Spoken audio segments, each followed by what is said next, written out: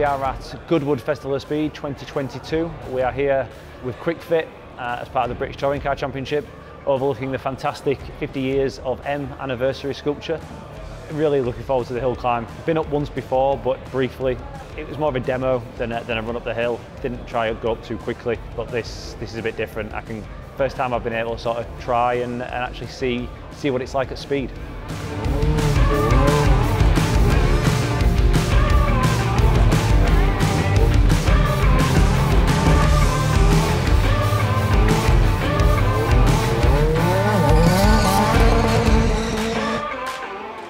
Very busy weekend, probably the busiest I've had in my time in racing. You know, to go from Goodwood 2 days, Thursday, Friday, helicopter to Croft to take part in the British Touring Car round 5 of the championship. So yeah, it's certainly a lot going on and a lot of logistical challenges. Thankfully, Quick Fit and BTCC have been great in providing us with some fast transportation to get us north.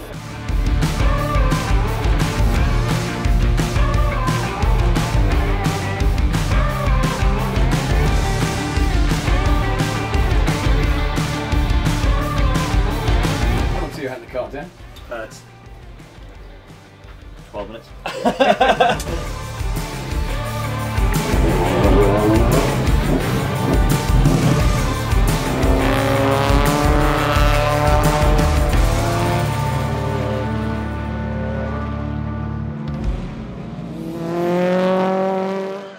Just have a look at Dan's face, his eyes in particular. Hammering down to Clairvaux corner then.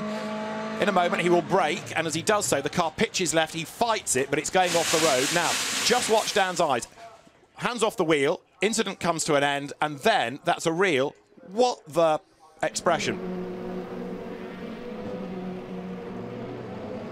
So instantaneous lock-up? Lock it, stop, stand, straight away. Both axles? I think the rear's first. Right. Felt like it just went whoa, or the rear's just snatched, locked completely. And just disappointed because I didn't need that. You know, I needed a sensible run. Car felt quite nice. You know, warming up laps, I was like, this feels more like a racing car again. And as a racing driver, it's weird. You kind of you never really know if you've made a mistake, but you kind of have an idea when you have and when you haven't. And it all happened so fast. You know, I've hit the barrier quite square. They are the proper sort of Tech Pro barriers that are there to design the impact.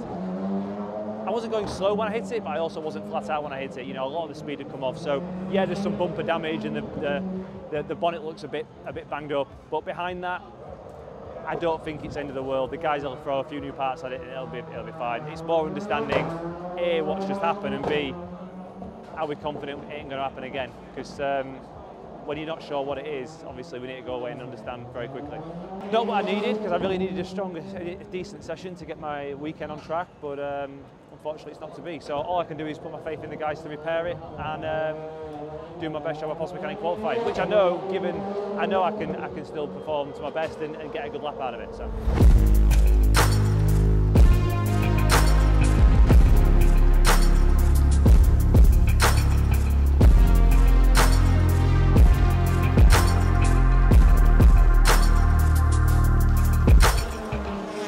One of those sessions where survival is pretty important, couldn't it? And another lock-up, and it's Jake Hill down towards Clairvaux. He gets away with it. Somebody's also, it was one of the Infinitors has made a mistake ahead of him, look, and been off the road. We're still P1, mate. This is what happens at Croft. Yeah, very big lock-up first call. Who did Jake do? Tom Ingram goes quickest. It was Dan Lloyd, but it's now Tom Ingram by a tenth of a second, a 1:21.544. 1.5 tenths down, sector 1. You're currently P1 though. There's nothing like Tom Ingram when he's under pressure. He has to grab it by the scruff of the neck. And that's a blinding lap on his first flying lap. Jake Hill goes third. Yes. Lloyd's gone quickest on his following lap at 21.5. Lloyd has just gone quickest by 100th. Dan Cammish pressing on as well now for Napa Racing UK. 2 personal bests for Cammish in the first and the second sector. So this is by far and away his best lap. I've had times in my career where everything I've touched has turned to gold, and right now I've gone through a patch where everything has kind of just not worked out for me the way I wanted. And he doesn't. That was all lost in that last sector. He's not having any luck, is Dan Cammish, this year. He is not, is he? The pace is there, but the luck isn't. Red flag with 45 seconds to go. There's a red flag. Somebody else has had a moment somewhere. Red flag. Red flag, mate, red flag. It's the end of the session. End of session. They're not going to add 5 minutes onto this one. End of session. So Colin Turkington it is. Career pole position 26, and he's done it by 27 thousandths of a second.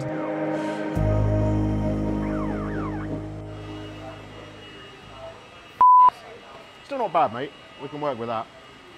It's not like Alton. Look at it that way. It's just annoying with that. We are quick enough to do that. Fair play to Colin. Yeah, he did bang it in. And Lloydie, 2 people with injuries. And yeah. In terms of how I think the championship's gone so far and what I think, I am happy, but I'm disappointed with myself. I think I've made too many mistakes and therefore let a lot of points slip, especially at Donington, Brands, etc. But you know, it's a new environment for me, and there's unfortunately some mistakes maybe need to be made to become a better driver overall. And I feel like I'm getting to the end of making my mistakes. Hopefully we can turn that all around and have a better ending to the year. yeah, he's feeling frustrated because he knows it's in him and in the car, but it's difficult to string it together. I think we need to work on the chassis a little bit because the time's in it, but it's just difficult to string it together. So we'll have a look at the data, have a chat, have a debrief, and then come back again tomorrow. Yeah, the car's working well, the car's doing what we want it to do at the moment. I think the key thing is to stay, I guess, is to try and stay level-headed and not start to get carried away looking at results and things like that. You know, although we're at the end of this weekend, we'll be at the halfway point. Actually, it's an important round of the season to sort of lay your marker, is to sort of say we're here for the season, if you like, and not just looking for race wins. So if we can stay consistent, that's a really important thing. So yes, the results have been great. Yes, we've been quick. Yes, the car's feeling good. But the deep down stuff is we still need to be consistent, and we still need to be a bit boring in that sense. So it's good, we're in good place, but let's not get ahead of ourselves just yet. This is for third, Dan Rowbottom versus Tom Ingram. This is Dan Cammish, who is currently 14th. That's Bobby Thompson ahead. You start 13th, 14th, and I finished 13th, 14th. You can't go forward, it's just a queue, it's just a train. I'd love to drive through people, but unfortunately there's not what you can do. Ingram is under attack from Hill, and again Rowbottom tries that outside line, except this time he can't get back into the pack. He's trying to stay on the outside of the BMW, but he couldn't do it. But at least he does fend off the attack of Ingram. And now that Hill's getting all toey against Ingram, that is meaning that Tom Ingram drops away slightly from the leading trio. Hill looks to have really good pace, doesn't he? Ingram still has the fastest lap. That hasn't been beaten, but part of that is because they're attacking and defending against each other. Last corner, the drive off the hairpin, it's good for Dan Lloyd. Checkered flag at the ready, it's a second touring car career winner, second of all as well. Takes the checkered flag. Race one of the day at Croft. Colin Turkington is second, Dan Rowbottom third ahead of Ingram, Hill and Sutton. Yeah, well done, mate, brilliant. So that's P4 with the fastest lap, so good job.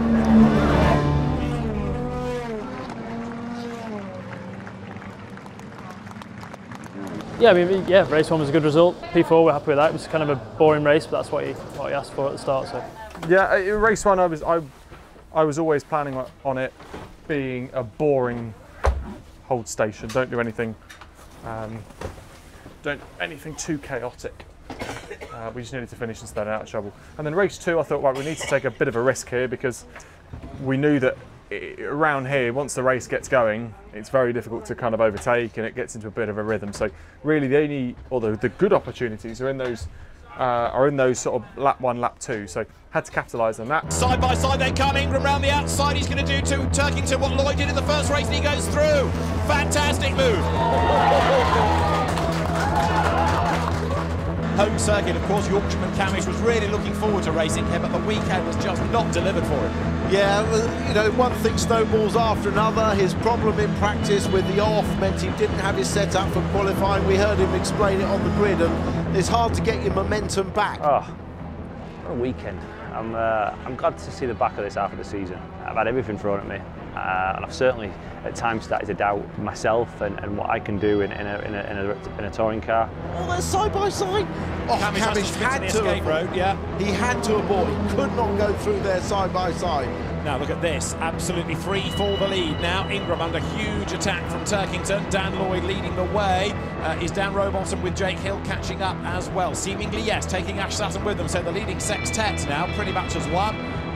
Robo there tries to defend from Jake Hill through Tower. The BMW tucks into the inside line, but the Honda gets a good drive out of the corner. Side now. Rowbottom on the inside line, Hill on the outside, but he does it, goes right round the outside of the Honda. Yeah! Good save by Jake Hill, that absolute commitment, and it's just given him 4th place. It is a 2nd win of the day for Dan Lloyd, who crosses the line to win at Croft. Tom Ingram 2nd, and this is going to give Tom Ingram the championship lead. He was only 2 points back from Josh Cook. Have fun. Love you. Be safe. Love you.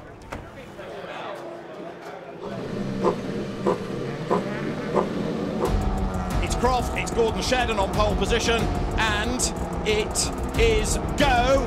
Right, Dan Cammish's view. Tom Ingram is ahead of him. Dan Cam 9th and still desperately trying to find places.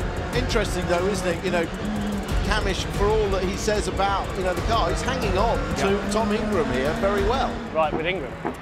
The dominant car of the weekend, and you're right with him. Yeah. So Ingram goes through up into 7th place, and now Cammish tries to make his move as well. So Dan Cammish all over the back of Dan Rowbottom, who's got to get his elbows out here and defend, but Ingram has finally gone through, and look, straight away he's up the road. He's a rally driver, not a race driver. It's laughable. It's not finesse. There is no finesse to him. It's like watching a Rock 8 grabber go. But it's fast as Yeah, will Cammish try it up the inside dive? He looks like he is going to, and yes he does. Difficult move to pull off, but he gets the car stopped right in front of the Napa Racing hospitality box. They'll have enjoyed that. And Gordon Shedden takes the race win in race 3 at Croft. Gordon Shedden victorious. Josh Cook 2nd. He will be delighted, if not relieved as well, with that. Rory Butcher takes 3rd. 4th goes the way of Stephen Jelly. 5th for Jake Hill. Yeah, good. Job. Right, well done. How was that? For myself, it's been a good day. You know, we've been in the top 5 all day, which is great. You know, there's not many days you have like that. Obviously, I'd love to have been on the podium today. It's my first time visiting Croft since 2019, where I've not been on the podium, so a bit sad about that. However, I'm sure it will come good at the coming rounds, and hopefully we can make a bit of an impact.